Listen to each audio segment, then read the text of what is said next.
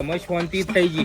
આમાં વહુ ઘરમાં 2 ટાઈમ રોટલા કરીને ખવડાવે એટલે મારા શાંતિ. વહુ બેટા, એ વહુ બેટા, લાવજે બેટા, પાણી લાવજે લોટો ભરી.